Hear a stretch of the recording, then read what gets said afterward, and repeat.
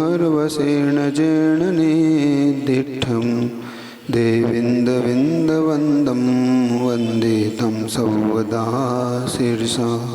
बोले पंच परमेष्टि भगवान की, आचार्य गुरु विद्यासागर जी मुनि महाराज की। चलिए अब दूसरी गाथा में जो विशेषण था जीव के उपयोग का, वो कल अपन ने समझा कि उपयोग कितने प्रकार का होता है। जीवो उमो गमो अमुत्तिकता सदेह परिणामो भूता संसारत्व सिद्धोसो विश्वसो डगई। यह जीव द्रव्य के बारे में कथन चल रहा है।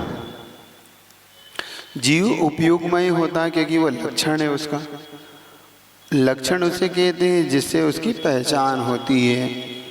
उसके बिना उसको आप पहचान नहीं सकते हो। लक्षण असाधारण होना चाहिए, ये लक्षण का लक्षण है। लक्षण क्या होना चाहिए? असाधारण, मतलब वो साधारण लक्षण ना हो, मतलब विशेष लक्षण होना चाहिए। किसी भी द्रव्य को जानने के लिए उसका लक्षण विशेष होगा तो ही आप उस द्रव्य को पकड़। साधारण तो सब में पाया जाता है, तो आप पकड़ ही नहीं सकते। यहाँ तो पहला विशेषण उन्होंने उपयोगमय, मय प्रत्यय यहाँ पे मय यानी उससे सहित, जो उपयोग से सहित हो उसका नाम जीव है। दूसरा लक्षण दिया अमूर्ति, अमूर्त। अमूर्ति का मतलब अमूर्त। जीव वास्तव में कैसा है? अमूर्त है, लेकिन फिलहाल अभी जब तक वो संसार दशा में है तब तक वो कथनचित मूर्त है। मूर्त इसलिए जब तक वो कर्मों से सहित है, क्योंकि अपना जीव का और कर्मों का संयोग पहले पढ़ चुके अपन। कैसा है? दूध और पानी की तरह मिला जुला हुआ है। जैसे दूध और पानी एक में होकर रहते हैं तो पता नहीं पड़ता कि पानी कहाँ है दूध कहाँ है, लेकिन दूध जैसा भी पानी भी दूध जैसा दिखता है। ऐसे ही कर्म और जीव दोनों मिले जुले हैं, तो कर्म भी जीव जैसे ही दिखने लग जाते हैं। मतलब ये पुद्गल भी, इसको हम पुद्गल नहीं कहते, इसको हम जीव कहते हैं। हम ये नहीं कहते कि ये पुद्गल सही थे, ये जीव है। इसमें से निकल जाता है तो शरीर पड़ा रह जाता है, आत्मा अगली गति के लिए चली जाती है। लेकिन इसका वास्तविकता कैसी है? तो अमूर्तिक है ये, ऐसा। तो अमूर्तिक होने के कारण यहाँ पर आचार्य में कह रहे हैं कि जैसे अमूर्त है तो अमूर्त से कैसा? क्योंकि जो दिखाई मूर्त होता है सिर्फ पुद्गल का लक्षण, शेष द्रव्य का लक्षण अमूर्त के, मूर्त ना हो, मतलब जो हमारे छदमस्तों के नेत्रों का विषय ना बनता हो। लेकिन फिलहाल तो बनता है, इसलिए बनता है वो हम लोग का लक्षण, क्योंकि अभी मूर्त के साथ है हम। जब तक वो उसके साथ है तब तक तो दिखेगा। जैसे ये आत्मा शुद्ध हो जाएगी, सिद्ध परमेष्टि की ओर चली जाएगी, तो ये भी अमूर्त हो जाएगा। जैसे काल द्रव्य हमें दिखाई नहीं देता, आकाश द्रव्य नहीं दिखा देता, धर्म द्रव्य दिखाई नहीं देता, अधर्म दिखाई नहीं देता, क्योंकि ये अमूर्त है।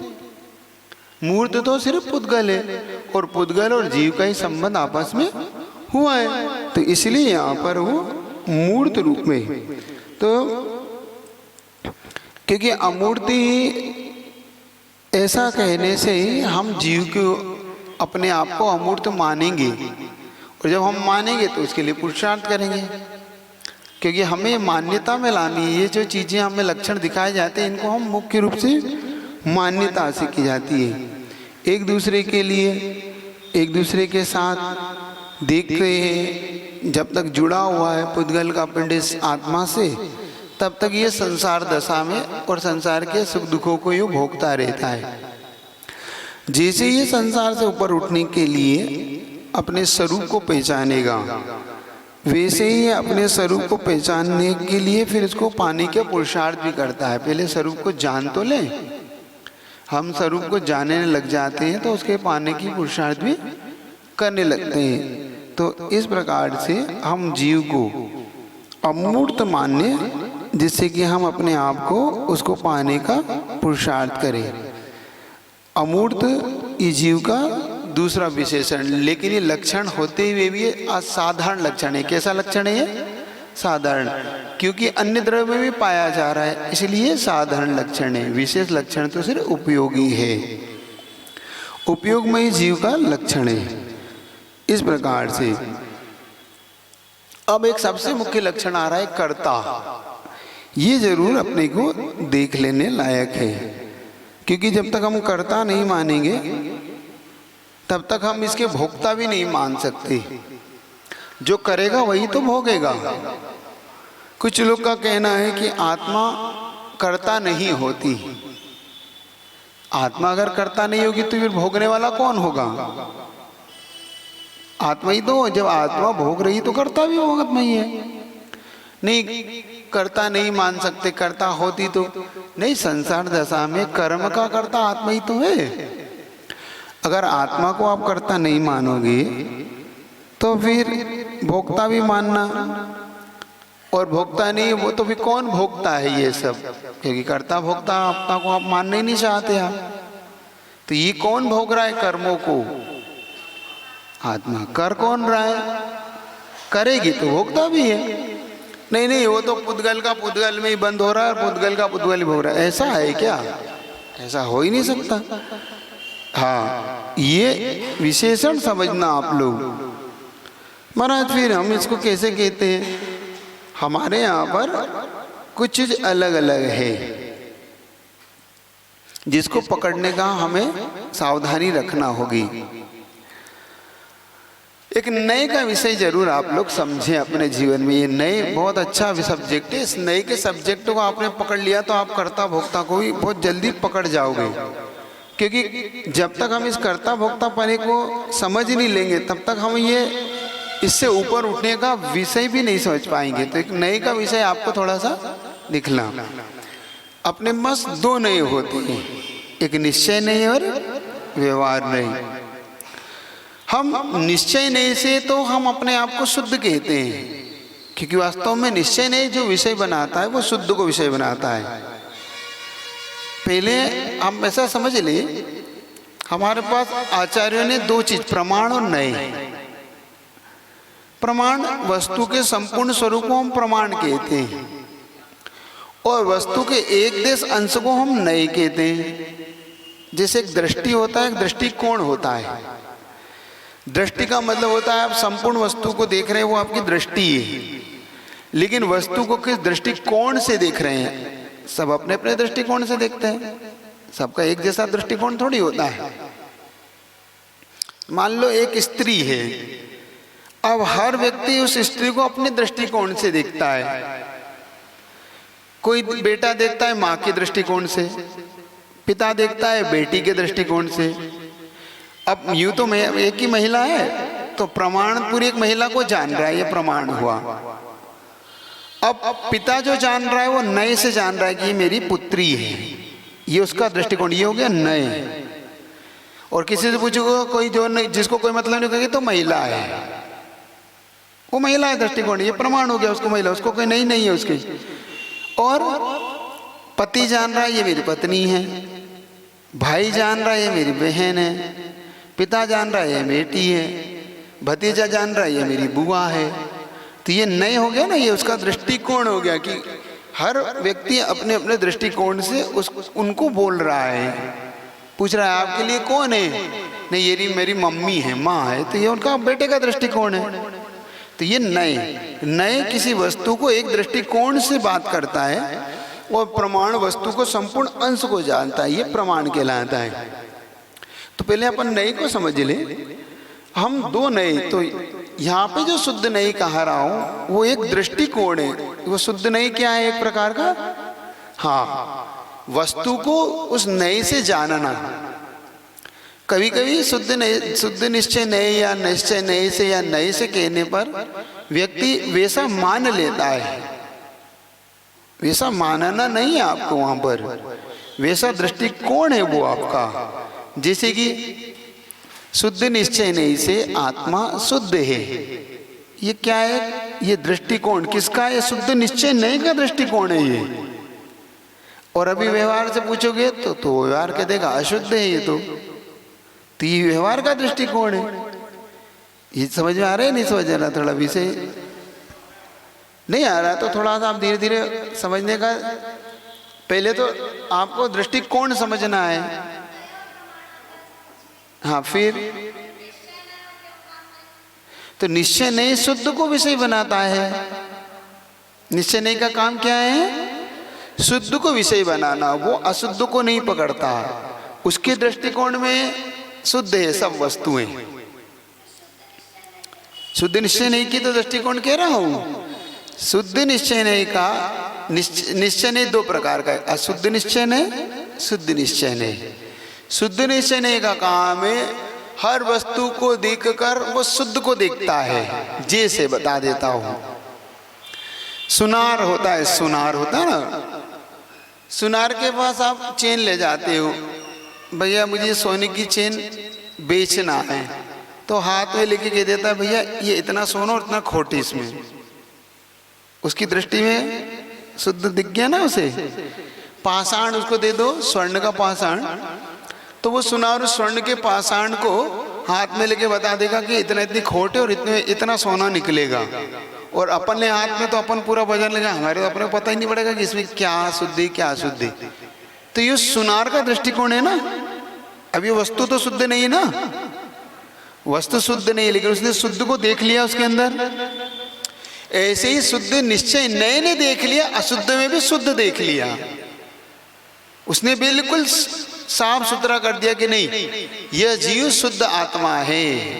ये शुद्ध निश्चय नए का दृष्टिकोण है। तो वो चींटी को भी शुद्ध ही बोलता है। कुत्ते, बिल्ली, चींटे, मनुष्य चारों गति के जीव को भी शुद्ध द्रव्य ही मानता है वो। ये किसका दृष्टिकोण है? ये शुद्ध निश्चय नए के दृष्टिकोण से कहते हैं। तो जब हम समय सार पढ़ते हैं उसमें पढ़ते हैं कि हर जीव शुद्ध है, तो वो किस दृष्टिकोण से पढ़ते हैं? शुद्ध निश्चय नए के दृष्टिकोण से पढ़ते हैं। और इस नए के दृष्टिकोण को नहीं जानने के कारण पूरा एक पंथ ही भटक गया। और उन्होंने आत्मा को शुद्ध ही मान लिया। किस दशा में? अशुद्ध दशा में। लेकिन उन्होंने नए को नहीं लगाया।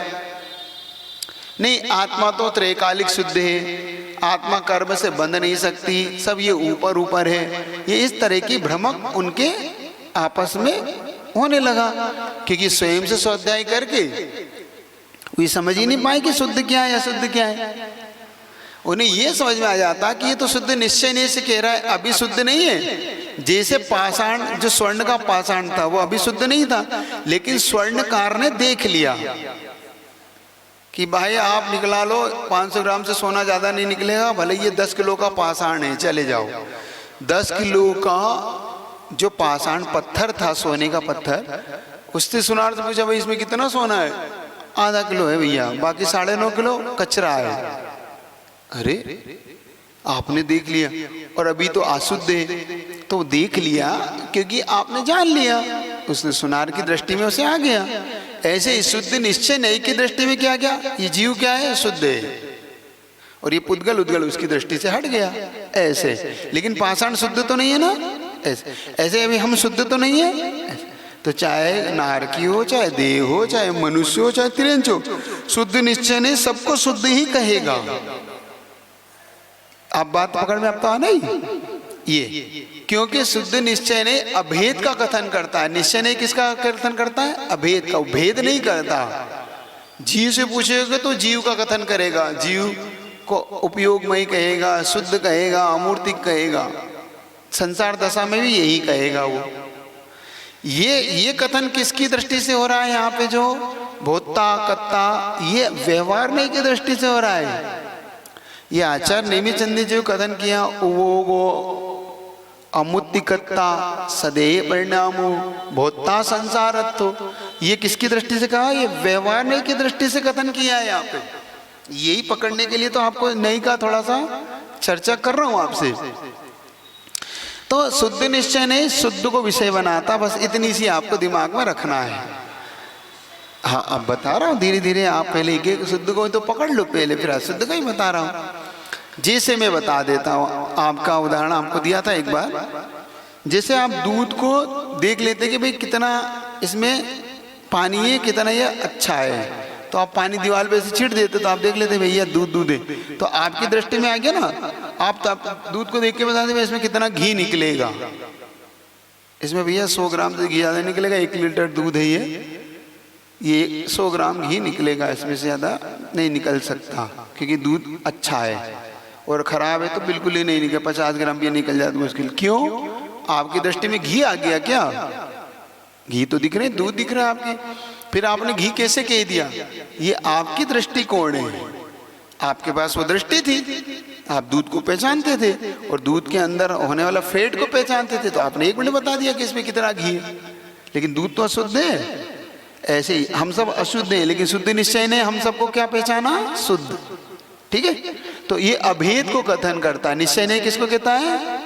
अभेद। निश्चय का काम है अभेद को कथन करना, शुद्ध निश्चय का काम है शुद्ध का कथन करना। अब अशुद्ध निश्चय ने, अब ये तो शुद्ध निश्चय ने जब भी करेगा कथन, कर्म से रहित आत्मा का कथन करता है। किसका कथन करता है? रहित गुण गुणी की पर्याय को लेकर अभेद रूप से ग्रहण करता है। मतलब हम भले ही कर्म से सहित है इस समय, लेकिन शुद्ध निश्चय ने हमें कर्म से रहित ही बताएगा, और गुण गुणी में अभेद कथन करेगा। गुण गुणी मतलब ज्ञान, हमारा गुण और हमारी आत्मा, हमारी आत्मा गुणी है और आत्मा का ये ज्ञान गुण है, तो गुण गुणी में भेद नहीं करेगा, अभेद कथन करके दिखाएगा। इसका नाम शुद्ध निश्चय। जैसे जीव का केवल ज्ञान मय होना, जीव कैसा है? केवल ज्ञान। तो इसे अभेद कथन किया ना, जीव और केवल ज्ञान को भेद नहीं किया, केवल ज्ञानमय जीव, बस। तो शुद्ध निश्चय ने की अपेक्षा ना बंध होता है, ना मोक्ष होता है, ना कर्म है, ना कुछ है। समझिए, ये एक दृष्टिकोण हुआ। अब दूसरा ने अशुद्ध निश्चय नहीं।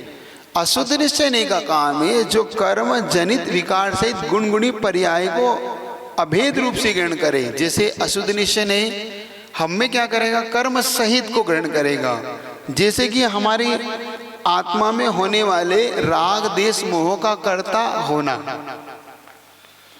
आत्मा और आत्मा के राग द्वेष भाव, तो हमारे राग द्वेष भाव कर्म जनित हैं, कर्म के उदय में राग द्वेष है कि नहीं? हाँ, इसको थोड़ा सा पकड़ना। कर्म से सहित होने से हमारा विकारी परिणाम क्या है? राग द्वेष भाव। जो राग द्वेष भाव हमारे अंदर है, ये कर्म जन सहित होने से हमारे अंदर जो राग द्वेष परिणाम के कर्ता भोक्ता कौन है? हम, जीव, आत्मा। ये अशुद्ध निश्चय नहीं का कथन है। किसका कथन है ये? हाँ, तो कर्म जनित विकार सहित पर्याय में ये भी प्रकट तो अभेद को ही कर रहा है, लेकिन कर्म से सहित पर्याय को, और जो शुद्ध निश्चय ने कर्म से रहित पर्याय को बता रहा था, अशुद्ध निश्चय ने कर्म से सहित पर्याय को बता रहा है। तो अशुद्ध निश्चय में ना बंध है, शुद्ध निश्चय में ना बंध है ना मोक्ष है। अशुद्ध निश्चय में बंध भी है, राग द्वेष भाव भी है। इसका कर्ता भोक्ता कौन हो गया? जीव, आत्मा। कौन हो गया ये? इसीलिए यहाँ पे जो भोक्ता, कर्ता, जो कर्ता है, अशुद्ध निश्चय नहीं से तो हम करता हैं, शुद्ध निश्चय नहीं से तो ना कर्म है ना कर्ता, कुछ भी नहीं है, शुद्ध है। अब व्यवहार से बता तो रहा हूँ, व्यवहार से और अपन चल रहे हैं, तो अब व्यवहार नहीं। अब जो अशुद्ध निश्चय ने जो भेद कथन कर रहा, अभेद कथन कर रहा था, अब व्यवहार ने भेद कर देगा इसमें। व्यवहार नहीं कर देगा किसमें? व्यवहार का काम है गुण गुणी में संज्ञा है, लक्षण है, इनकी अपेक्षा भेद करना। संख्या है, संज्ञा है, लक्षण है, इसका भेद कथन करेगा, तभी हम भेद कर पाएंगे कि हम क्या हैं। आपका नाम है, ये सब किसका काम है? अशुद्ध निश्चय नहीं, व्यवहार नहीं। तो व्यवहार नहीं की अपेक्षा से हमारे पास व्यवहार नहीं दो प्रकार का होता है, सद्भूत व्यवहार नहीं और अशुद्धभूत व्यवहार नहीं। आपने उसमें नोट करते जाइए आप। तो व्यवहार नहीं हो गया जो हमें भेद का कथन करके दिखाए, तो सद्भूत व्यवहार नहीं, असद्भूत व्यवहार नहीं। व्यवहार नहीं कितने प्रकार का हो गया? दो प्रकार का। सद्भुत व्यवहार नहीं, एक ही वस्तु में गुण गुणी की में संज्ञादि लक्षण इनकी अपेक्षा भेद करके जीव को कथन करता है। ठीक है, जैसे जीव के गुण हो गए, यह जीव ज्ञान गुण वाला है, तो गुण और गुणी भेद कर दिया ना उसने, जीव भी है और ज्ञान गुण वाला भी है, तो दो गए ना। और वह कह रहा था जीव गुणी है, बस वहां पे भेद नहीं कर रहा था, और यहाँ भेद कर रहा है। जीव के ज्ञान गुण, जीव के दर्शन गुण, जीव का सुख गुण, वीर गुण, ये जीव के गुण हो गए। तो ये भेद करता है, ये भेद करके दिखा रहा है। तो जो भेद करके दिखा रहा है उसका नाम सद्भुत व्यवहार नहीं। क्यों? क्योंकि यहाँ पर अब संबंध जो दिखाए थे आपको, ये संबंध अब काम आएंगे आपको। गुण गुणी में कौन सा संबंध होता है? बीमार से आप मत बनिए, आप चेतना के साथ पढ़िए, तादात्म्य संबंध बोलिए। कल आपने पढ़ाया था आपको आप थोड़ा सा चेतना के साथ पढ़िए, जागृति के साथ, कल ही तो पढ़ाया है आपको। हाँ, तो किस किस के गुण का गुणी के साथ कौन सा संबंध होता है? तादात्म्य संबंध होता है। जीव का वस्त्र है, घड़ी, इनके साथ कौन सा संबंध होता है? संयोग संबंध होता है। और जीव का कर्म के साथ कौन सा संबंध होता है? संबंध। ये बस इतना ही तो बताना है आपको। तो तादात्म्य संबंध, संयोग संबंध, साइंसलेस संबंध। तो थोड़ा सा आप जागृति रखोगे, क्योंकि ये सब एक दूसरे से जुड़ के चलेगी, लिंक अप्रोच। ये लिंक एक दूसरे से जुड़ेगी, इसलिए कह रहा हूँ कि समय से पढ़ोगे तो समय से पढ़ पाओगे। ठीक है, तो देखिए, तो सद्भुत व्यवहार ने गुण गुणी में भेद का कथन करके दिखाएगा, तो तादात्म्य संबंध को दिखाएगा वो। अब चलिए, अब यहाँ पर सद्भुत व्यवहार नहीं के दो भेद लिखिए आप अपनी पुस्तक में। सद्भुत व्यवहार नहीं के दो भेद करिए। उपचरित सद्भुत व्यवहार नहीं, पहला भेद कौन सा है? उपचरित सद्भुत व्यवहार नहीं। दूसरा है अनुपचरित सद्भुत व्यवहार नहीं। दूसरा कौन सा है? हाँ, ये थोड़ा सा आप करिए तो आपको समझ आएगा। उपचरित एक शब्द है, सद्भुत एक शब्द है, और व्यवहार में एक शब्द है। अपन इन तीनों को पहले समझ लें।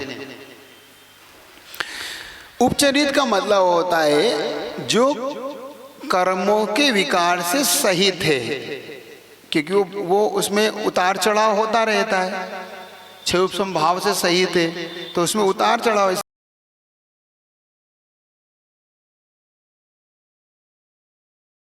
इसलिए उपचरित है, क्योंकि आत्मा का वो ओरिजिनल गुण नहीं है, वो छह उपसमिक गुण है तो आत्मा का गुण, लेकिन कर्मों से विकार सहित होने के कारण, कर्म से उत्पन्न होने के कारण ये उपचरित है। ठीक है, और सद्भुत इसलिए क्योंकि ये आत्मा का ही है, क्योंकि ज्ञान गुण है, दर्शन गुण ये आत्मा के हैं। और व्यवहार इसलिए कि भेद कथन करके दिखा रहा है। उपचरित इसलिए कि कर्मों से सहित होने के कारण उपचरित है, कर्मों से उत्पन्न हो रहा है। सद्भुत इसलिए कि आत्मा का है, और व्यवहार इसलिए कि भेद कथन कर रहा है। तीन चीज आपके दिमाग में डाल दी हमने। क्या हो गया? सद्भुत का मतलब हो गया अपन ने आत्मा का गुण गुणी का संबंध होना, ये सद्भुत है। क्या है ये?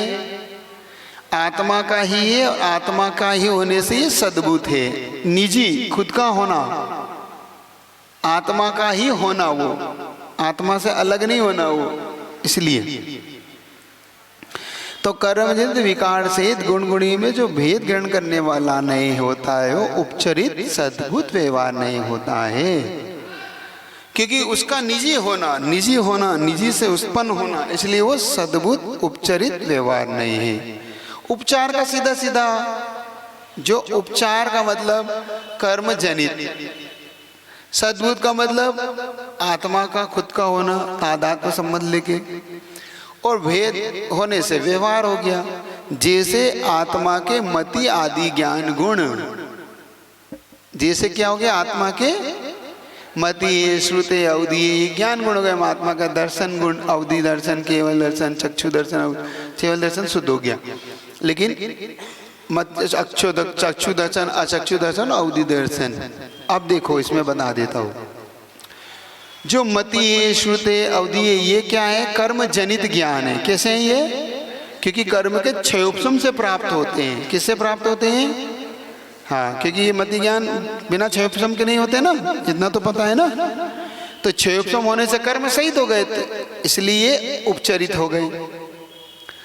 और सद्भुत इसलिए हो क्योंकि आत्मा के हैं, ये आत्मा से अलग तो नहीं है मति ज्ञान इत्यादि।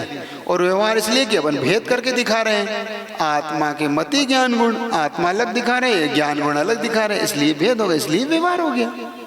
अब तो ठीक है, थोड़ा थोड़ा इसको कम से कम 10 बार सुन के और 10 बार रटना पड़ेगा आपको। एक बार में थोड़ा सा आना कठिन है, आप फिर भी बार बार करेंगे तो यह आपको आएगा। हमने जहाँ जहाँ पढ़ाया थोड़ा उनको कठिन पढ़ा, बाद में उनको लगा कि हाँ अब आ गया, ठीक है। हाँ, मैंने भी पहली बार जब पढ़ाया था तो मैं भी ऐसे ही कहता था कि पहली बार पढ़ रहा हूँ, तो आप भी पहली बार पढ़ रहे हैं, तो पढ़ने पढ़ाने सब पहली बार ही होता है, डरना किसी को नहीं। अब सुनिए अनुपचरित, अनुपचरित सद्बुद्ध व्यवहार नहीं। दूसरा कौन सा था अपना, हाँ, अब अनुपचरित हो गया जो कर्म से रहित, कर्म से रहित हो गया, हाँ, कर्म विकार से जो रहित है, जो गुण गुणी में भेद रूप विषय को कथन कर रहा है, उसको अनुपचरित सद्बुद्ध व्यवहार नहीं कहते। जैसे आत्मा का केवल ज्ञान आ गया, तो अनुपचरित क्यों है, क्योंकि अब आत्मा से कभी भी छूटेगा नहीं। मति ज्ञान शुद्ध ज्ञान हमारे आत्मा से ऊपर नीचे होता रहता ना, कभी उसका क्षयोपशम बढ़ जाता है, कभी उसका क्षयोपशम घट जाता है, तो घटना बढ़ना हो रहा है, इसलिए वो और उपचरित है। और अनुपचरित जो एक बार प्राप्त हुआ तो कभी भी अब आत्मा से ये कभी भी नहीं नष्ट नहीं होगा, ये नष्ट होने वाला है। मति ज्ञान शुद्ध ज्ञान हमारा नष्ट हो जाता ना, कभी बढ़ जाता है कभी घट जाता है, यूं नष्ट नहीं हो रहा, वो ऐसा नष्ट नहीं लगा कि खत्म होने वाला नहीं कह रहा हूं, नष्ट का मतलब क्षयोपशम का घटना बढ़ना। और केवल ज्ञान हो गया क्योंकि अब ये अनुपचरित आत्मा से है। सद्बुद्ध इसलिए क्योंकि आत्मा का है, केवल ज्ञान भी आत्मा का ही है। और व्यवहार इसलिए कि भेद है, आत्मा और आत्मा का केवल ज्ञान, ये भेद हो गया, ठीक है। नहीं नहीं नहीं, संसार दशा में कहोगे तब, जैसे आपको मैं कह दूं आप केवल ज्ञानमय हैं, हो तो नहीं, लेकिन अशुद्ध में चला जाएगा, वो शुद्ध में नहीं जाएगा। वो शुद्ध निश्चय नहीं से तो आप ज्ञानमय हैं, हाँ, यह आत्मा ज्ञानमय है। क्यों, क्योंकि वहां पर भेद नहीं है, केवल ज्ञान मति ज्ञान शुद्ध ज्ञान, ओनली ज्ञान, ज्ञान कहो जीव कहो सब एक, क्योंकि भेद वहां कथन ही नहीं है। अभेद दिखाना है हमें, और हमें शुद्ध दिखाना है, हाँ, हमें शुद्ध निश्चय में शुद्ध दिखाना है, हमें दूध नहीं दिखाना है। हमने उसमें घी देख लिया, ना तपेली देख रहे हैं, ना घी दूध देख रहे हैं, ना दही देख रहे हैं, मक्खन कुछ नहीं देख रहे हैं। हम क्या बता रहे हैं, 100 ग्राम घी है इसमें, जाओ पक्का। आपने क्या दिखा दिया, शुद्ध दिखा दिया। आपने किसी प्रकार का कोई वहां पे भेद नहीं किया, आपने दूध का, तपेली का, अग्नि का, दही का, मक्खन का, कुछ नहीं, ठीक है। इस प्रकार से तो उपचरित सद्भुत व्यवहार नहीं, असद्भुत अनुपचरित सद्भुत व्यवहार नहीं, दो भेद हो गए। कल अपन पढ़ेंगे उपचरित असद्भुत व्यवहार नहीं और अनुपचरित असद्भुत व्यवहार नहीं। अब सिर्फ इसमें से बीच का शब्द बदलेगा, असद्भुत, सद्भुत का असद्भुत है, बाकी सब ऐसा ही रहेगा। अब समझ में आएगा कि कर्ता क्यों कह रहे हैं यहाँ पे जीव को, है ना। इतना विषय रख के अब आपका स्टॉप दिवसीय क्लास शुरू करते हैं।